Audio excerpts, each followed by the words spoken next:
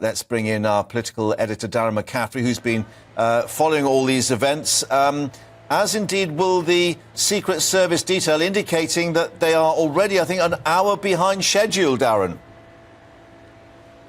Yeah, things definitely overrunning here in Dublin. There's no doubt about that, Mark. Quite incredible when you look at the size of the motorcade that's following Joe Biden around. It really is quite extensive. Not least of all, though, as you've rightly pointed out, he's travelling with a bit of an entourage. He's got his sister and his son alongside him on this visit, and also members of Congress and one senator as well. They're all going to be at the Oireachtas, the Irish Parliament here in the centre of Dublin.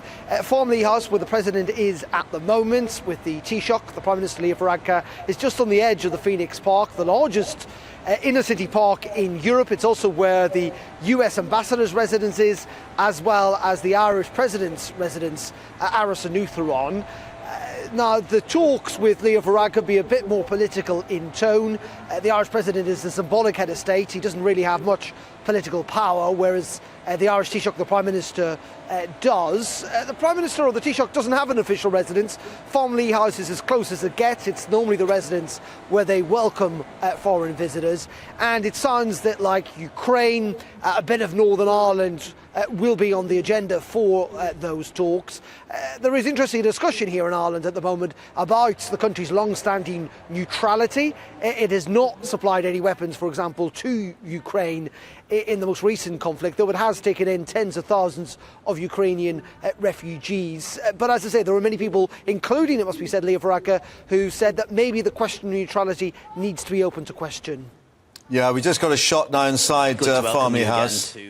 And Leo Varadkar speaking. Here, I think, back in 2017, in a different time. That was a private visit, but it's wonderful to have you back in Ireland. And I think the visit's been going extremely well, and you very much grace us with your presence, and look forward to the meeting later on.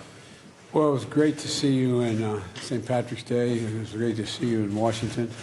You know, I think there really is an opportunity to make serious progress, not just because of the accords that were signed 25 years ago, but I mean just in terms of the way you're leading Ireland. Ireland is moving in a way that is taking its place in the world. It's working on helping countries around the world that are dealing with starvation, the way you've welcomed, and I know it's not easy to welcome Ukrainians here, and the leadership you've shown. And I just think that it feels so good to be able to have this emerging and stronger relationship between the United States and Ireland.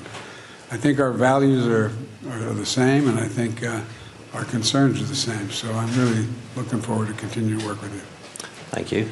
And look forward later on to hearing about your visit to Belfast and your meeting with the party leaders, where we're very keen to see the Good Friday Agreement institutions functioning again, and Prime Minister Sunak and I are going to be working together on that, but really want to thank you and your administration and your country's leadership when it comes to Ukraine, because I never thought in my lifetime that we'd see a war of this nature happen in Europe again, and democracy and liberty and the things that we believe in are on retreat, or in retreat in large parts of the world.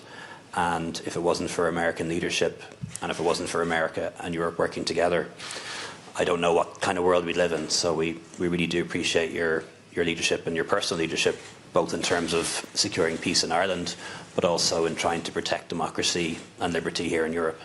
Well, I think what you and Prime Minister Sunak worked out in terms of the other accords was very valuable as well.